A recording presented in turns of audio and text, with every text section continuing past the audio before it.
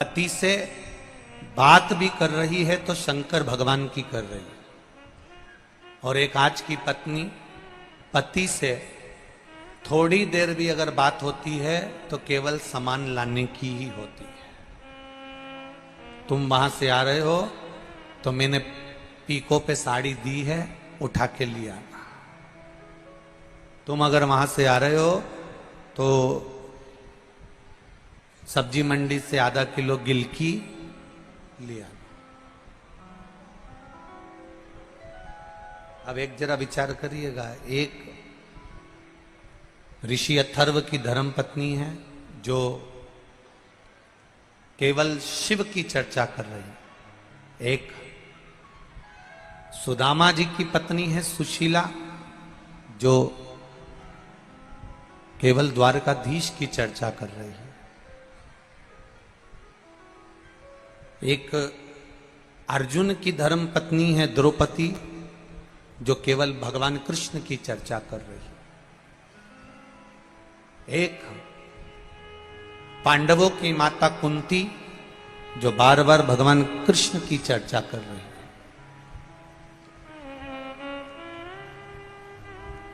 संपूर्ण विश्व में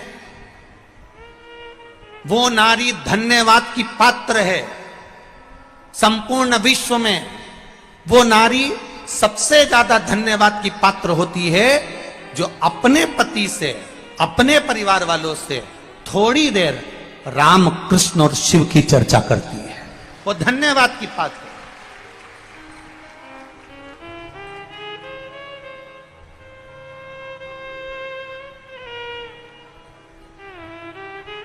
और मेरा विश्वास कहता है, बेटमा में ये लाखों की संख्या में जो भक्त आए हैं, आप लोग लाखों की संख्या में यहां पहुंचे हो, तो ये मेरा विश्वास कहता है कि जितने लोग ये देपालपुर, बेटमा, इंदौर क्षेत्र के हैं, ये मेरा विश्वास कहता है प्रत्येक घर में चाहे बहू हो, सास हो, ननंद हो, बेटी हो, दामाद हो, जो भी घर में होगा, मेरा विश्वास कहता है कि आपके घर में प्रतिदिन भले एक बार बात निकले पर शंकर भगवान की बात जरूर निकलती है। ये निश्चित था, ये मेरा विश्वास कहता है, ये मेरा भरोसा कहता है, ये मेरी दृढ़ता कहता है।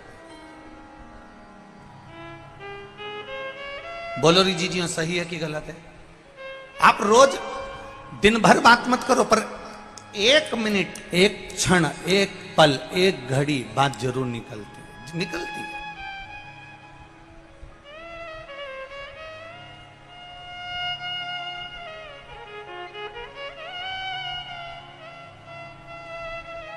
और हम तो हमेशा कहते आए, आज फिर कह रहे हैं, जितनी भी माताएं कथा सुनने के लिए आए, जितनी भी माताएं कथा श्रवण करने के लिए आए, उनसे निवेदन है कि प्रयास करा करो कि अपने घर के पुरुष को भी एक लोटा जल हाथ में देकर शिव मंदिर भेजने का प्रयास करा करो। कारण दिन भर दुकान पर बैठकर वो कमाता है, दिन भर व्यापार वो करता है, दिन भर व्यापार करता है, दिन भर बैठकर कमाता है। सुबह 8-8 बजे से 9-9 बजे से लेकर 12-12, 1-1 बजे तक वो व्यापार करता है। प्रेशर बढ़ल बा। सुबह 8-8 बजे से लेकर 11-11, 12-12 बजे तक वो कार्य करता है। प्रत्येक घर की माता का एक नियम होना चाहिए कि अपने पति से कहे कि 5 मिनट शंकर जी के मंदिर चले जाओ, जो तुम्हारे घर के पास में मंदिर है, जो तुम्हारे घर के करीब में मंदिर है, उसमें जाओ, एक लोटा जल चढ़ा कर। पति पूछेगा क्यों? तू जा तो रही है, तू चढ़ा तो रही है, क्या तेरे जल चढ़ाने से क्या मुझे फल नहीं मिलेगा? पत्नी हाथ जोड़कर कह देना, मैं भोजन करूंगी तो मेरा पेट भराएगा, और तुम भोजन करोगे तो तुम्हारा पेट भराएगा। ये तुम्हारे लिए। पत्नी कमाने नहीं जाती, पति कमाने जाता है, तो झूठ भी उसको बोलना पड़ता है, बेईमानी भी उसको करना पड़ता है। 1 रुपए का 2 रुपया भी उसको करना पड़ता, छल भी उसको करना पड़ता, कपट भी उसको करना पड़ता। पति की कमाई का पति बेटा भी होगा, पर पति ने जो कर्म करा है उस कर्म का हिस्सेदार कोई नहीं होगा, केवल उस अकेले को भोगना पड़ेगा। इसलिए तुम जाओ, 1 लोटा जल लेकर जाओ और जल चढ़ाओ। बहुत विडंबनाओं से भरा हुआ यह मानव का देह और मानव का शरीर है, बहुत विडंबनाओं से भरा हुआ है। मानव का देह, मानव का शरीर बड़ी विडंबनाओं से भरा हुआ है। आज के जमाने में भजन करने वाले कम मिलेंगे, नाम जाप करने वाले कम मिलेंगे, स्मरण करने वाले कम मिलेंगे, कीर्तन करने वाले कम मिलेंगे, भगवान की सेवा करने वाले कम मिलेंगे, दिखावा करने वाले ज्यादा मिलेंगे। अब तुम उसको भी जाने दो। अभी अभी तुम देखो कि इतनी गेहूं की फसल चल रही है, कितनी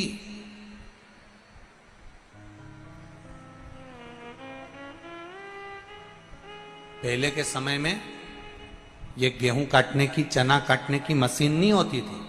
बोलो री जी हाँ, बोलो बोलो जम के बोलो ईमानदारी से, होती थी क्या? नहीं।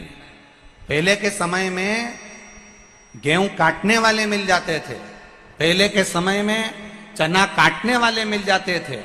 आज के जमाने में गेहूं काटने वाले, चना काटने वाले नहीं मिलते हैं, पर गला काटने वाले ढेर मिल जाते हैं। नहीं मिले, इनको ढूंढ ढूंढ के थक जाओ तो नहीं मिलेगा। गेहूं काटने वाला ढूंढो, मिलेगा क्या? अरे साहब बहुत महंगा मिल रहा, अब की बार गेहूं काटना बड़ा भारी पड़ रहा, चना काटना बड़ा भारी पड़ रहा, तो लोगों ने मशीन लगा दी कि मशीन से काट दो साहब, मशीन से काट दो। उन्हें मशीन, गेहूं चना काटने वाले कम मिलेंगे, पर लोगों का गला काटने वाले, अपशब्द कहने वाले, गाली देने वाले, आड़ा टेढ़ा कहने वाले, कोई चढ़ रहा है ऊपर की ओर, उसका पांव खींचकर नीचे लाने वाले, उसको अपशब्दों पे अपशब्द कहने वाले, कोई उन्नति की ओर आगे बढ़ रहा है, कोई धर्म की ओर आगे बढ़ रहा है, कोई सनातन धर्म की ओर आगे बढ़ रहा है, कोई भगवत भजन की ओर आगे बढ़ रहा है। आज के जमाने में गेहूं काटने वाले मिले चाहे ना मिले, चना काटने वाले मिले चाहे नहीं मिले, पर आज के जमाने में दुनिया को काटने वाले, सनातन धर्म को काटने वाले, कहीं भगवत भजन करने वाले को काटने वाले बहुत मिलेंगे। कोई घर का बेटा सुंदरकांड में जा रहा है तो माता पिता को बुरा लगता है, कोई घर का बेटा भगवत भजन में जा रहा है, घर के लोगों को बुरा लगता है। घर का, अरे जाने दो, कई कई घरों में तो ये हालत है कि पति अगर रोज रामायण में चले जाए, पति रोज सुंदरकांड में चले जाए, पति अगर रोज भगवत भजन में चले जाए, तो पत्नी का मुंह भगोना हो जाए। कहां गए थे? केवल सुंदरकांड सुंदरकांड सुंदरकांड, केवल रामायण रामायण रामायण, केवल शिवपुराण शिवपुराण शिवपुराण। तो बाबा जोगी बन जाओ ना। काय को आते हो रात को घर? क्यों आते हो इतनी रात को 2-2 बजे घर? और वही पति सुंदरकांड में नहीं जाए, रामायण में नहीं जाए, और जगदम्बा को घुमाने के लिए आइलैंड ले जाए, जगदम्बा को घुमाने, तो फिर पत्नी इतनी खुश, तुरंत सिर पे पल्लू वल्लू डाल के। अब समझ में आया कि उसको उसमें अब उसको सुख मिल रहा। भजन में जाने पर उसको सुख की अनुभूति नहीं हो रही है, रामायण में जाने पर उसको सुख की अनुभूति नहीं हो रही है, शिव महापुराण में जाने पर उसको सुख की अनुभूति नहीं हो रही है।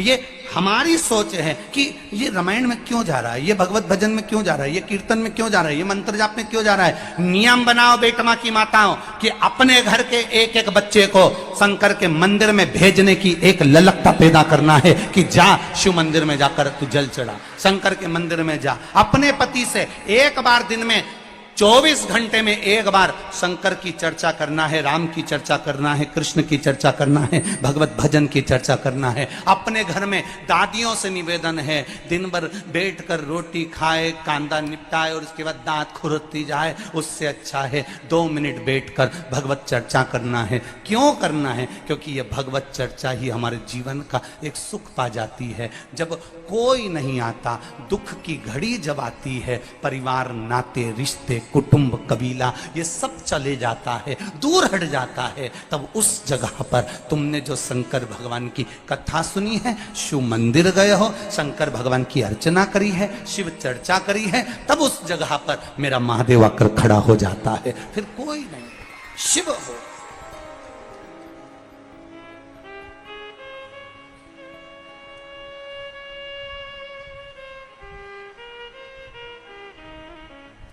केवल शिव, उसके सिवाय कोई नहीं।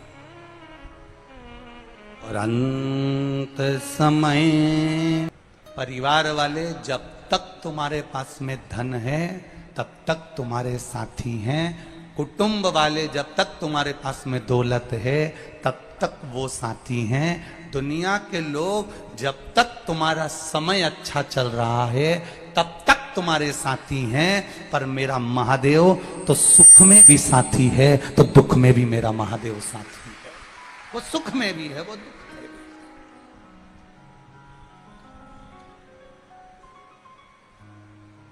वो एक लाइन आप लोग गुनगुनाते रहते हो ना, जब कोई नहीं आता भोले लोग का अगर कोई देव है तो वो देव अधिदेव महादेव है, बैठा है। ब्रज भूमि में भगवान कृष्ण पधारे तो महादेव जी से निवेदन करा, मैं ब्रज में आ रहा हूं, क्या आप वहां नहीं आओगे? भगवान कहने लगे आप चिंता मत करो, हर पल पल में शिव आपको ब्रज में मिलेंगे। कभी भूतेश्वर, कभी गोपेश्वर, कभी यमुनेश्वर, कभी चकलेश्वर के रूप में ब्रज की भूमि में मेरे महादेव विराजमान हो गए। जब वेंकटेश भगवान तिरुमाला के शिखर पर आए तो उन्होंने देवाधिदेव महादेव से कहा कि मैं पृथ्वी पर आ रहा हूं, मैं तिरुमाला के शिखर पर आ रहा हूं, क्या आप मुझे नहीं मिलोगे?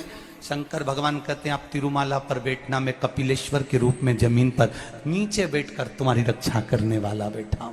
जब बद्रीनाथ आए, भगवान नारायण बद्रीश में पहुंचे तो कहा मैं केदारेश्वर के रूप में विराजमान होऊंगा। भगवान कृष्ण कहते हैं मैं द्वारका में जा रहा हूं, क्या आप वहां नहीं आओगे? भगवान कहते हैं मैं नागेश्वर और सोमनाथ के रूप में विराजमान रहूंगा। ऐसा कोई स्थान, ऐसी कोई भूमि जहां मेरा देव अधिदेव महादेव है ही नहीं, जहां मेरा शिव ना हो, संपूर्ण जगह।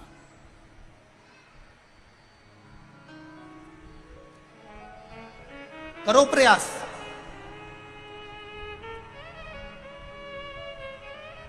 जिंदगी में दुख आए ना, किसी के जाके मत आगे जाकर मत रोना, किसी के पास मत जाओ। जीवन में दुख आए किसी के पास जाकर रोने की जरूरत नहीं है। पति ने कह दिया, सास ने कह दिया, ससुर ने कह दिया, बहू ने ये कह दिया, नातेदार ने कह दिया, रिश्तेदार ने ये कह दिया, किसी से मत कहो कि मेरे जीवन में ये दुख आन पड़ा। जब सारी दुनिया के लोग कष्ट देने लगे तब विश्वास रखना कि वो बैठा है, अभी वो आएगा, आएगा। और मेरा महादेव मेरे दुख के घड़ी में, पल में, क्षण में मेरे सामने आएगा।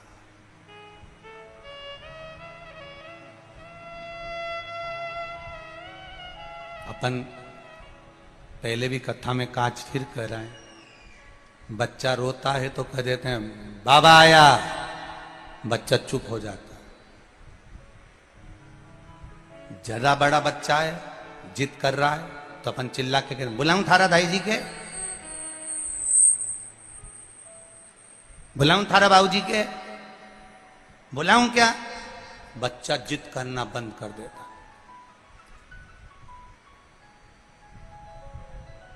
बुलाऊं क्या? बस बच्चे ने जिद करना बंद कर दिया। छोटा बच्चा रो रहा है तो कह दिया बाबा आ रहा है, बच्चा चुप हो गया। उसी तरह जब तुम्हारे जीवन में कहीं तकलीफ, दुख, कष्ट, रोग, बीमारी सामने आकर खड़ी हो जाए तब कह देना अब भी आऊं, एक लोटा जल चढ़ा के मेरा बाबा मेरे साथ आएगा और मेरे दुख मिटा कर जाएगा।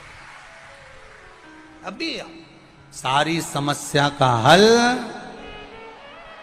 जरा जम के बोलो एक लोटा। अभी आऊं मैं सिंह जी के मंदिर से, अभी आई 2 मिनट में मैं शंकर जी के मंदिर।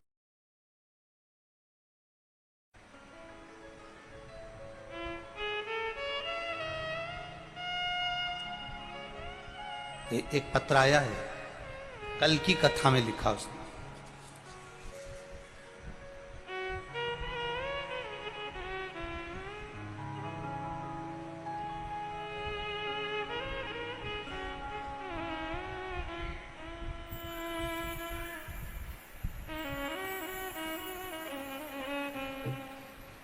अंत समय प्रभु आना पड़ेगा, वचन दिया तो निभाना पड़ेगा।